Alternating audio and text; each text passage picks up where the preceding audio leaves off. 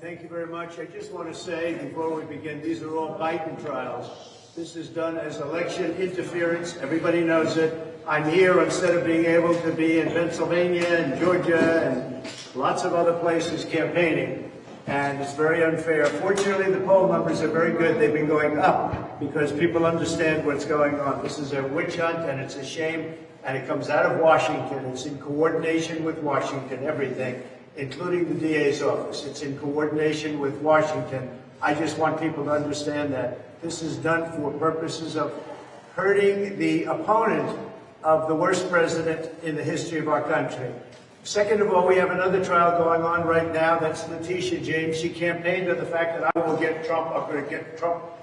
And it has to do with a bond of $175 million. First of all, she doesn't want me to participate with financial companies in New York. So we have a company, I guess, based in California. It's a bonding company. And I put up $175 million in cash. But she says the bonding company's not good. She doesn't like the bonding company because she doesn't know if the collateral is good. And I put up $175 million in cash, and she's questioning the bonding company. Well, when you put up cash, and the number is 175, which is what we're supposed to be putting up, but I give it in cash, she shouldn't be complaining about the bonding company. The bonding company would be good for it because I put up the money. And I have plenty of money to put up, but nobody is going to be putting up with this. Nobody is going to be listening or coming to New York anymore. Businesses are going to be fleeing because people are treated so badly. It's got to be the most unfriendly place to do business, and that's why businesses are leaving and people are leaving as migrants come in and take over our parks and our schools and everything else. So on the Letitia James case, she's the worst attorney general in the country, by the way. On Letitia, and she keeps a lot of business out of New York, and businesses that are here are leaving, and that means jobs and a lot of revenue. Somebody's going to step in, the governor, or somebody has to step in and do something because your businesses are fleeing. But on Letitia James, the money was put up, it's $175 million, and I don't think she's complaining about me for the first time ever. She's complaining about the company, but why would she be doing that when I put up the money? So I just want you to know that that's taking place in front of an extremely crazed judge who's the most overturned judge in New York State. He was overturned 4 or 5 times on that case alone. That's, you know who it is. I don't have to mention names. I want to be nice. I want to be very nice. But a thing like that, and a thing like what's going on right here should never be happening. It's a very, very sad day in America, I can tell you that. Thank you very much. That was President Trump on today, the opening statement of the criminal trial that we're seeing take place, the sham trial in New York.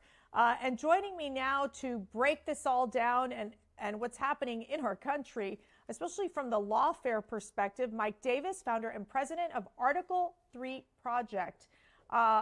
Mike, it is great to see you. Thanks for being on. Thank you for having me. So let's jump right in. So President Trump is saying that it's election interference, that he should be out there campaigning. This is being coordinated out of Washington. What's your take on what we can see happening with these opening statements in the court this week? It's very obvious that this is Democrat lawfare and election interference run by Biden Democrats, and President Biden has his fingerprints on all 4 of these unprecedented criminal indictments against a former president who happens to be the leading presidential candidate. It was President Biden who had his deputy White House counsel, Jonathan Sue, waive President Trump's claim of executive privilege, which led to the unprecedented, unnecessary, and unlawful raid on President Trump for presidential records he's allowed to have under the Presidential Records Act. That led to 2 of Jack Smith's indictments, the January 6th indictment and the Presidential Records Act indictment. You have this Matthew Colangelo in this New York trial, the first criminal trial ever of a former president. You have Matthew Colangelo getting deployed from the Biden Justice Department, the number 3 in the Biden Justice Department, to bring this first criminal indictment. This is after the prior Manhattan DA, Cy Vance, the Manhattan U.S. Attorney, the Federal Election Commission, and Alvin Bragg himself, this Soros-funded Manhattan DA, passed over this criminal prosecution, and then Matthew Colangelo got deployed to New York to bring this trial. He made the opening statement today. So the Democrats, so Biden and the Democrats are not even attempting to hide that this is Democrat lawfare and election interference. And then down in Georgia, you have Fulton County DA Fannie Willis. She has her boyfriend meeting with the Biden White House, billing his time with the Biden White House, 2 meetings, 16 hours before she brought the indictment. So Biden's fingerprints are on all 4 of these indictments. So what happens next? So we're going to see these, obviously, these opening statements. The prosecutors are going to try to make their argument that this hush money payment was an intentional effort by President Trump to try to interfere with the 2016 election. I mean, talk about a novel legal argument. I mean, have we ever seen anything like this before? This is complete nonsense.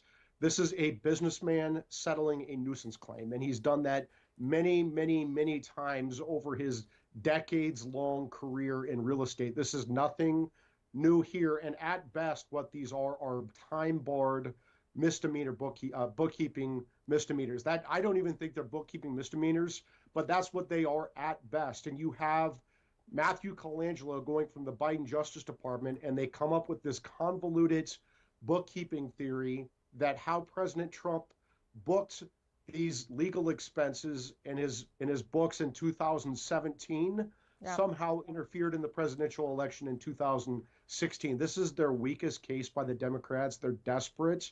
They're doing everything they can to keep Trump in a courtroom instead of on the campaign trail, and then to put him in prison for the rest of his life because they fear American voters on November 5th, 2024. We've also seen how the judge, I think, has really aggressively and I think disrespectfully treated President Trump throughout this process, making him seem like he's a criminal. I mean, have you seen such judges in the past behave like this in a courtroom?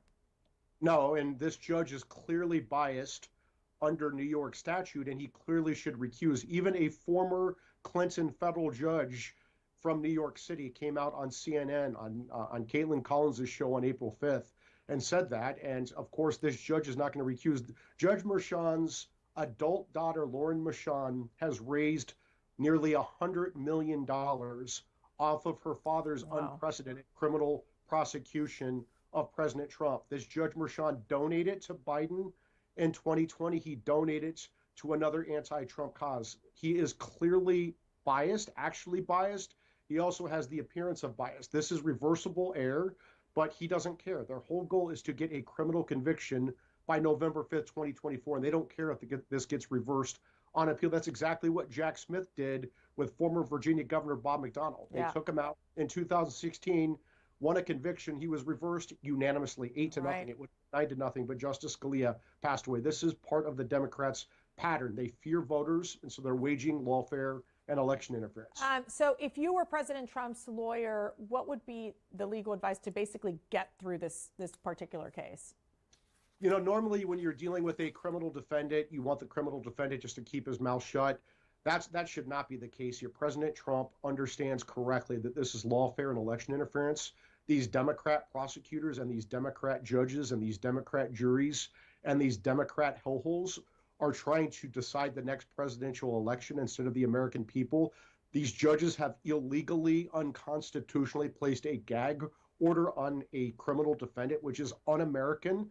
If there's anyone who must have the constitutional rights under the First, Sixth, and 14th Amendments to speak out against the judge, against the prosecutor, against their staffs, against the witnesses, against the process, it is a criminal defendant. And that is magnified by the fact that he is a presidential candidate, the leading presidential candidate. And these Democrat prosecutors and judges want him stuck in a courtroom and illegally gagged instead of being on the campaign trail. Illegally gagged and obviously paying an enormous amount of fine. Is there a possibility that the president can serve jail time because of this case? I dare these Democrats to try to put President Trump in jail because they will turn him into Nelson Mandela. If you want to see a landslide on November 5th, 2024, have this radical goofball Judge Merchan and Alvin Bragg, this Soros-funded DA, and Matthew Colangelo, this former top political operative in the Biden Justice Department. I dare them to put Trump in jail. So we also are seeing that the Supreme Court is going to decide whether Trump is immune from federal prosecution. That the Supreme Court is hearing arguments this week.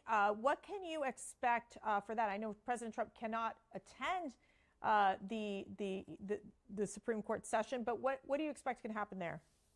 Yeah, didn't I see that they went out of court today early because a juror had a dentist appointment, but the president of the United States can't go to the Supreme Court for one of the most important cases in the Supreme Court's history, and that is whether presidents of the United States, any president, is immune from criminal prosecution for his official acts, not his personal acts. Judges are immune for their official acts. Members of Congress are immune for their official acts. Why the hell would the president of the United States not be immune from criminal prosecution for his official acts? And if the Democrats want to go down this path, they're going to destroy the presidency and therefore destroy our country, because President Trump is going to get back into the White House on January 20th of 2025.